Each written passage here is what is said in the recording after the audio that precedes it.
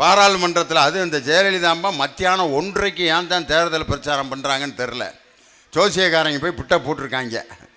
அம்மாவுக்கு சிம்ம ராசி மகம் நட்சத்திரம், ராகுவும் கேதுவும் அவாவ இடத்துக்கு போன்றிருக்கா, சுக்கிரன் 3ஆம் நம்பர் வீட்டிலேருந்து 7ஆம் நம்பர் வீட்டில் சஞ்சரிச்சுருக்கா, ஜென்மச்சனி சுப்ரீம் கோர்ட்லேருந்து அப்படியே தலைக்கு மேலே தொங்கின்னு இருக்கிறத, அஷ்டமச்சனி சைடு கேட்டில் வந்துருக்கிறத, 7:30 சனி பர்மனண்ட்டாக பிடிச்சி கொடுத்தா. அதனால் அம்மா என்ன செய்யணும்னா மத்தியானம் 1 மணியிலேருந்து 3 மணிக்குள் பிரச்சாரத்தை தொடங்கி முடிச்சிடணும், இல்லாட்டி ஜெயிக்கிறது கஷ்டம் அப்படின்ட்டு அவள் சொல்லிட்டு போயிட்டா. அதனால் 1 மணிக்கு தேர்தல் பிரச்சாரம்னு அவங்க மாவட்ட குரூப்புகளையெல்லாம் கொண்டு வந்து வண்டியில் ஏற்றி கொண்டு வந்து உட்கார வச்சு அம்மா உட்காந்து ஹெலிகாப்டரில் வந்து பேசிட்டு போகிறாங்க. ஒரு கூட்டம் நடத்துவதில் கூட மனிதத்தன்மை இல்லாமல் நடந்து கொண்ட ஒரு மனிதத்தன்மையற்ற ஒரு கட்சியினுடைய தலைவி தான் ஜெயலலிதா. 1:30 மணிக்கு மக்கள் வந்து உட்கார்ந்துருக்காங்களே, நம்ம இப்படி வந்து பேசுகிறோமே எவ்வளவு கஷ்டப்படுவார்கள் என்பதை கூட சிந்திக்காத ஒரு தலைவி இனிமேல வந்து ஆட்சியில் அமரணும்னு நம்ம நினைக்கலாமா? இன்னைக்கு வேட்பாளர் பட்டியலை அறிவித்து அவிங்கப்பட்ட பாடு இருக்கு பாருங்க. அதிமுக வேட்பாளர் பட்டியலை அறிவிக்கவும் எங்கள் ஊருக்காரன் ஒருத்தன் 10 கடா கருப்பணசாமி கோயிலுக்கு வெட்டிட்டான். பக்கத்தில் இருக்க மாப்பிள்ள எம்எல்ஏ மாப்பிள்ள, மாமா டே மாமன்டா எம்எல்ஏடா ஆளுங்கட்சி வேட்பாளர் மாமா எம்எல்ஏன்ட்டு துண்டை போடுறான். வருங்கால சட்டமன்ற உறுப்பினர் வாழ்க வாழ்க என கெடாக்கறி போடுறான். கெட்டாவை வெட்டி பிரியாணி தின்ட்டு நல்லா சாப்பிட்டுக்கிட்டு இருக்காங்க. பிரியாணி போட்டவர் நல்ல பிரியாணி தின்ட்டு வெத்தலாக்கு போட்டு உட்காந்துருக்காரு. மத்தியானம் 3:30 இருக்கேன். ஜெயிச்சிருவோமா மாப்பிள்ள, சந்தேகம்தான், திமுகவில் யாரை நிப்பாட்டுறாங்கன்னு தெரியல அப்படின்ட்டு பேசிக்கிட்டு இருக்கப்ப மாமா அப்படின்ட்டு மாலை முரசை கொண்டுட்டு ஒருத்தன் ஒடியாந்தேன். என்னடா என்னடா மாற்றிட்டாங்க மாமா ஒன்று, 11 கடாடா வெட்ட. உன்னை யார் வெட்ட சொன்னது? ஜெயலலிதாவை நம்பி உன்னை யாராவது வெட்டலாமா? அறிவு இருக்கா உனக்கு? மாற்றிட்டாங்க மாமா. ஐயோ தின்ட்டு அம்புட்டு பேரும் போயிட்டாங்களேடா, போச்சுரா செலவு போச்சுரா செலவு போச்சுரான்ட்டு அதே மாலை முரசை தலையில் துண்டா போட்டு இந்த இப்படி உட்காந்துருக்கேன். போச்சுரா. வேட்பாளர்களை கூட நிம்மதியாக இருக்க விடாத ஒரு ஜெயலலிதா, அதே மாதிரி மந்திரிகளை நிம்மதியாக இருக்க விட்டாங்களா? 2011 மந்திரியான யாராவது ஒரு ஆள் நிம்மதியாக மந்திரியாக இருந்தோம்னு இருந்தாங்களா? ஒரு ஆள். அமாவாசைக்கு விடிய விடிய உட்காந்து அடுத்த நாள் என்ன நடக்க போகுதோ, அமாவாசை அம்மா மாற்றினாலும் மாற்றிருமுடான்ட்டு ஒவ்வொரு கோயிலாக போய் காளியம்மா மாரியம்மா அந்த அம்மா மனசில் இறங்கி இந்த அமாவாசையில் என் பேர் அது மனசில் படாமல் பார்த்துக்க மாரியம்மா காளியம்மா. மாரியம்மா அப்படியே பார்க்குது, அது என் கையில் இல்லைடா, உங்கள் அம்மாட்ட போய் அழுங்கடா, இங்கே ஏன்டா வந்து அழுகிறீங்க? அந்த அம்மா உள்ளே வச்சப்பையும் மாரியம்மாட்ட தான் வந்தாங்க. மாரியம்மா எங்கள் அம்மா உள்ளே வச்சுட்டாங்க. நானாடா உள்ளே வச்சேன், உங்கள் அம்மாவா தானடா உள்ளே போச்சு. உங்கள் அம்மாவை நானா 60-80 கோடி சேர்க்க சொன்னேன், உங்கள் அம்மாவா உள்ளே போனதை என்கிட்ட ஏன்டா வந்து அழுகிறீங்க? மந்திரியெல்லாம் நாக்கில் அழகை குத்திட்டு மாரியவங்க அண்ணா அண்ணா அம்மா அண்ணா அண்ணா அண்ணா. இங்கே ஈட்டியை குத்தி என்ன பிரயோஜனம்? தமிழ்நாட்டு மக்கள் மனசில் பூரா ஈட்டியை குத்துனது உங்கள் அம்மா தானடா. அந்த மாரியம்மாளை கோயிலில் இருந்த மாரியம்மாளை சும்மா விட்டாங்களா?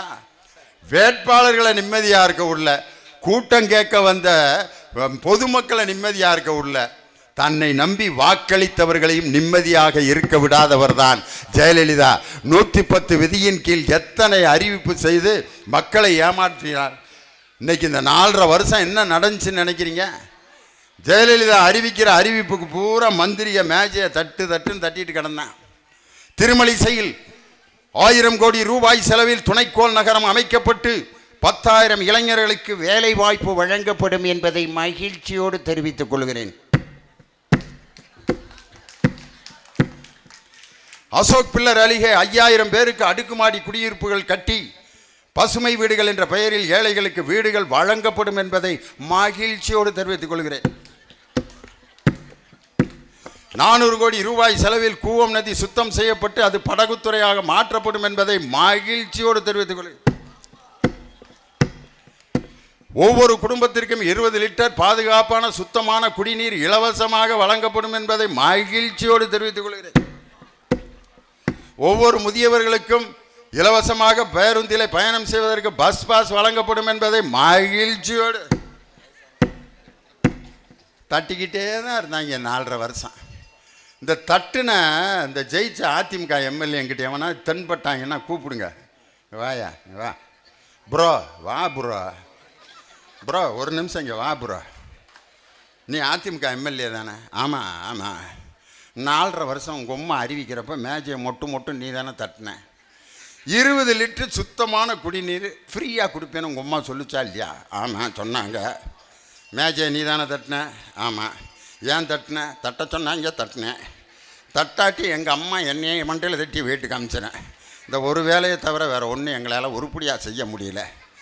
மேஜையை தட்டின புரோவை கூப்பிட்டு 1 டம்ளர் நீர் இது வரைக்கும் ஒரு வீட்டுக்கு நீ கொடுத்துருப்பியாடா? தொகுதி பக்கம் வந்திருப்பியாடா? எங்கள் ஊரில் ஒரு 4 பொம்பளை உட்காந்து பேசிகிட்டு இருக்குதுங்க. அதில் ஒரு அம்மா சொல்லுது, ஏக்கா என் புருஷன் பெரிய இம்சக்காரனாக இருக்கானக்கா, அவனை கட்டி பெரிய பிரச்சனையாகிடுச்சு. ஏன் என்ன பண்ணுறேன்? பஸ்ஸில் மெக்கானிக் வேலை பார்க்குறாக்கா. ராத்திரி வேலை முடிஞ்சு வந்து கட்டிலுக்கு அடியில் போய் படுத்துக்கிட்டேன். காணான்னு தேடுறேன். 2:30 மணிக்கு என்னடியே, ஓ இங்கேயா படுத்துருக்க?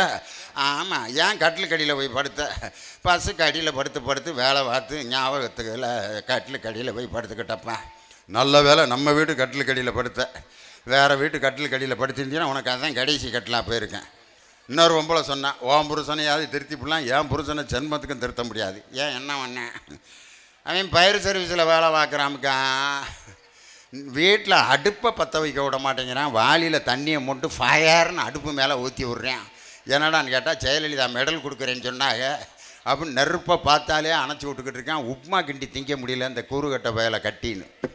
3வது பொம்பளை சொன்னான், ஓம் புருஷனையாவது திருத்திடலாம், என் புருஷனை கனவுலையும் திருத்த முடியாது. ஏன் என்ன பண்ணுறாரு? போலீஸ்காரரு. கோபம்னா கோபம், அப்படி கோபம் வரும். ஒரு நாள் சாப்பாட்டில் உப்பு இல்லை, லத்தி எடுத்து அடிக்க வந்துட்டார். அப்படியா? என்ன செஞ்ச? ஒரு 50 ரூபா கொடுத்தேன், வாங்கிட்டு பேசாமல் போயிட்டார் அப்படின்னு. அது குடும்ப பிரச்சனையை 50 ரூபாயில் முடிச்சு பிடிச்சி. கைதட்டி அவசரப்படாதீங்க, இன்னமே தான் மெயின் கிளைமேக்ஸே இருக்குது. 4வது பொம்பளை சொன்னேன், நான் ஒரு அதிமுக எம்எல்ஏ கட்டிக்கிட்டேன்டி, அவன் படுத்துகிற கொடுமை இருக்கே.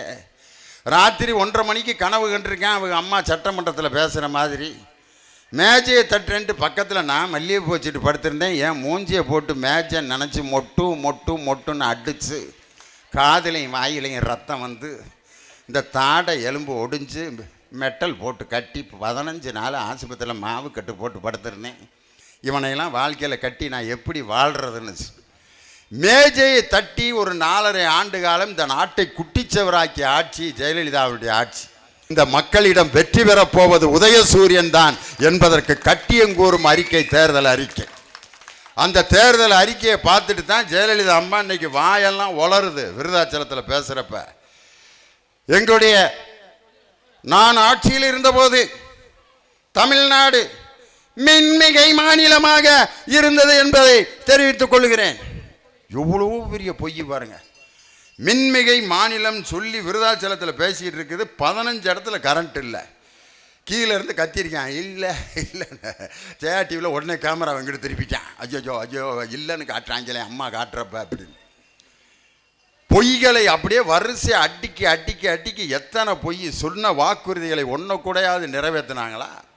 இது எப்படி இருக்குன்னா, என் தலைவர் கேட்குறாரு, தொழில்துறையில் இந்த தமிழகம் என்ன வளர்ச்சி அடைஞ்சதுன்னு கேட்குறாரு. உடனே தொழில்துறை அமைச்சர் நத்தம் விஸ்வநாதன் பதில், தொழில்துறையில் என்ன வளர்ச்சி அடைந்தது என்றால், சட்டமன்றத்திலே எங்கள் நிதியமைச்சர் அறிவித்தாரே. நிதியமைச்சர் என்ன அறிவித்தார்னா, 20,000 கோடிக்கு உலக முதலீட்டாளர்கள் மூலம் முதலீடு செய்யப்பட்டிருக்கிறதுன்னு நிதியமைச்சர் சட்டமன்றத்தில் அறிவிக்கிறார். தொழில்துறை அமைச்சர் தலைவர் கேட்ட உடனே 80,000 கோடிக்கு முதலீடுகள் செய்யப்பட்டிருக்கின்றன. 15 நாளைக்குள்ள 20,000 80,000 மாறிடுச்சான். அப்போ தலைவர் கேட்குறார், நீ சொல்கிறது உண்மையா, அவன் சொல்கிறது உண்மையாடா? ஒருத்தன் 20,000ங்கிறேன், ஒருத்தன் 80,000ங்கிறேன். யார்ரா? 1,000ம் கிடையாது.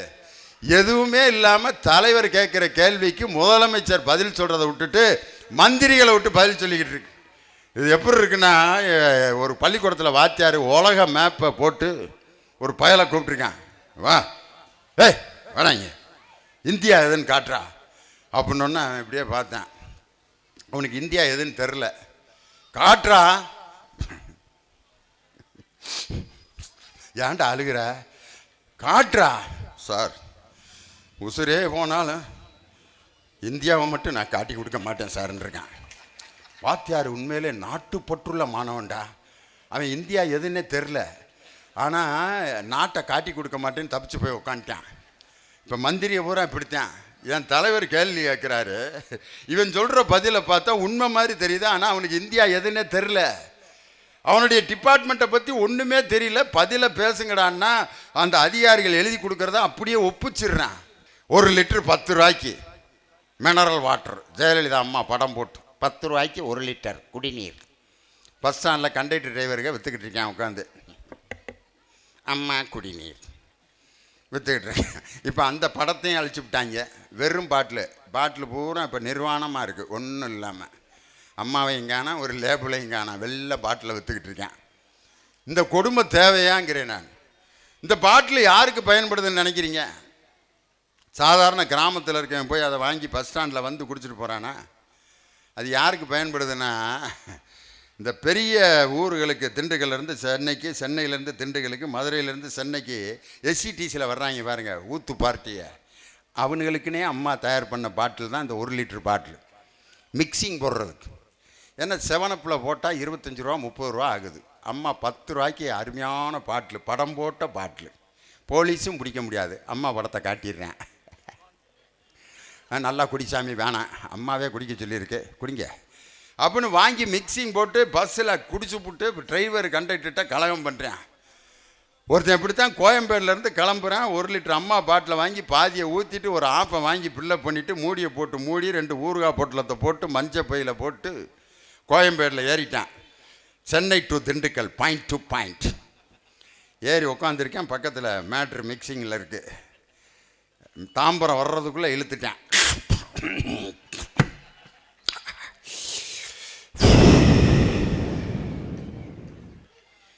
ஊறுகாய் எடுத்து வண்டலூர் தாண்டுறேன். ஊறுகாய் தெரியுது, ஆனால் வாய் எங்கே இருக்குன்னு தெரில. இப்படியே ஊறுகாயை கொண்டுக்கிட்டு கண்ணுக்கிட்ட போகிறேன். எரியுது, கண்ணு லேசாக தெரியுது, வச்சா எரியும்ட்டு. ஆனால் வாயை தேடுறேன். எங்கடா வாயை காணா, கொஞ்ச நேரத்துக்கு முன்னாடி இங்கே தான் இருந்துச்சுட்டு காதுக்குள்ளே ஊறுகாயை விட்டு குடஞ்சிக்கிட்டு இருக்கேன். அப்போ எவ்வளோ ஒரு ராஜ போதையில் இருக்கேன் பார். கண்டக்டர் அதுக்கப்புறம் சிங்கப்பெருமாள் கோயில்கிட்ட வந்து டிக்கெட்டு கொடுக்க வர்றாரு. யார்? இந்த போதைக்காரன்ட்ட. என்ன பாடுபட்டிருப்பேன் கண்டக்டர், யோசனை பண்ணி பாருங்கள். எர்ரா டிக்கெட் என்ன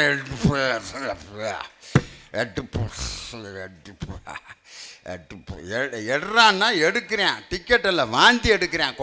கொட்டன்னு கண்டக்டர் பையி புழுதும் வாந்தி. கண்டக்டர் என்ன பாடு விட்டுருப்பார், ரூபாயை கழுவி அவர் என்னைக்கு டிப்போவில் கணக்கு ஒப்படைச்சிட்டு போகிறது. இன்றைக்கி இப்படிப்பட்ட குடிகாரர்களை உருவாக்கி, குடி நோயாளிகளை உருவாக்கி, இன்றைக்கி இங்கே பரவாயில்ல சந்தோஷமாக நிகழ்ச்சி நடத்திக்கிட்டு இருக்கான். ஆனால் சில இடங்கள்லாம் நமக்குன்னே ஒரு குரூப் வந்துடும். எல்லாம் மேட்ரை போட்டு என் கூடயே பேசிக்கிட்டு இருந்தேன். நேற்று ஒரு ஆள் தொண்டாமுத்தூரில் அன்பார்ந்தங்கிறேன். அண்ணா அன்பார்ந்த பெரியவர்களே. ஆமாம், பெரிய அவங்க. நான் எதை பேசுகிறேன்னு பேச அப்புறம் அந்த பதிவு செயலாட்ட சொல்லி கூட்டிகிட்டு போங்க வேறு என்கிட்ட. அது என்னன்னா கொண்டு போய் அள்ளி எங்கேயோ போட்டு வந்துட்டாங்க. ஒரு 1/2 மணி நேரம் கழித்து திடீர்னு என் முதுக ஒரு கை சுரண்டுச்சு. யார்றானா அவன் தான். எப்பட்றா அப்படின்னா, வந்துட்டோம்ல. அவன் என்னையை கெடுக்கணும்னு நினச்சே குடிச்சிருக்கான், ஊற்றுறான். வந்து சாப்பிட்டு இறக்கி விடியா அப்படின்ட்டு அவனை பராமரித்து இன்னும் 4 மணி நேரம் நான் பேசி முடிக்கிறதுக்குள்ளே படுத்திட்டேன். ஒரு காலத்தில் மகிழ்ச்சிக்காகவும் சந்தோஷத்துக்காகவும் குடிச்சிக்கிட்டு இருந்தாங்க. இன்றைக்கி குடிங்கிறது என்ன ஆகி போச்சுனாக்க, அது அவனை பீடித்திருக்கக்கூடிய பழக்கமாக மாறி காலையில் 10 மணிக்கு ஒருத்தன் போய் ஒயின் சாப்பிட்டு நிற்கிறான் டாஸ்மார்க்கிட்ட. காரணம் அரசாங்கமே விற்கிறதுனால 9:55க்கெலாம் போயிட்டான். தரடா ஒருத்தன் இல்லை, அவனாக பேசிக்கிட்டு இருக்கான் கதவுக்கிட்ட. திறங்குடா. அப்புறம் டாஸ்மார்க்கு பக்கத்தில் ஒரு ஆள் கடை வச்சுருக்கவர், இன்றைக்கி லீவுயா அப்படின்னு. எதுக்கு லீவு அப்படின்னா, காந்தி பிறந்த நாள். அவர் பிறந்ததுக்கு எதுக்கு லீவ் விட்றாங்க? நானே காந்திகிட்ட போய் கேட்டு வரட்டா அப்படின்னு ஆட்டோ பேசுகிறேன். குஜராத்துக்கு வருவேன் ஆட்டோ. காந்தியை போய் பார்த்துட்டு லெட்ரு வாங்கிட்டு வருவேன். ஒரு குவார்ட்டர் கொடுக்க சொல்லி. இப்படி குரூப்புக உருவாயிட்டான். இவனுக்கு எப்படி அந்த குடும்பத்தை வந்து கவனிப்பான், அந்த பிள்ளைகளை எப்படி கவனிப்பான்? இப்படி தான் ஒருத்தன் டெய்லி சாக்கடையில் விழுந்து விழுந்து எந்திரிச்சு கொண்டு போய் ஆஸ்பத்திரியில் விட்டாங்க. டாக்டர் வந்து ஸ்கேன் பண்ணி இப்படி ஸ்கேனை பார்த்துட்டு சொல்கிறாரு, எங்கடா கல்லீரலையே காணாங்கிறாரு. அதான் நுரையீரல் இருக்குல்ல, அதை வச்சு ஏதாவது அட்ஜஸ்ட் பண்ணுங்க சாருங்கிறான்.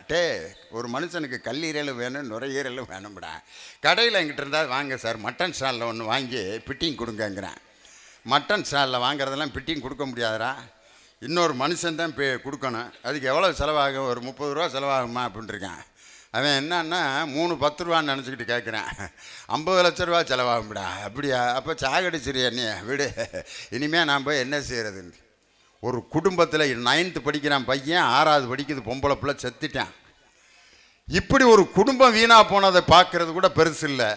பள்ளி மாணவர்கள் பள்ளி மாணவிகள் 8 வயது 10 வயது நிரம்பியவர்கள் எல்லாம் குடிகாரர்களாக மாறிக்கொண்டிருக்கிறார்கள் என்ற செய்திகளை செய்தித்தாளில் தினமும் படித்து படித்து படித்து இனிமேலும் இதை அமுல்படுத்த, இதை விட்டு வைக்க கூடாது என்று நாங்கள் ஆட்சிக்கு வந்தால் மதுவிலக்கை அமுல்படுத்துவதுதான் முதல் கையெழுத்து என்று தைரியமாக அறிவித்த ஒரே தலைவன் நம் தானை தலைவர். இன்னைக்கு தேர்தல் அறிக்கையில் முதல் அறிக்கை, மக்களை கவர்ந்த அறிக்கை, அந்த அறிக்கை தான் ஐயா.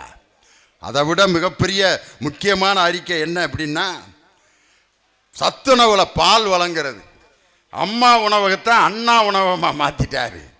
எல்லாரும் நினச்சாங்க அம்மா உணவகத்தை க்ளோஸ் பண்ணி பட்னி போட்டுருவார், இதை வச்சு ஓட்டு கேட்கலாம்ட்டு. தலைவர் 80 பேர்த்த பார்த்துருப்பார்.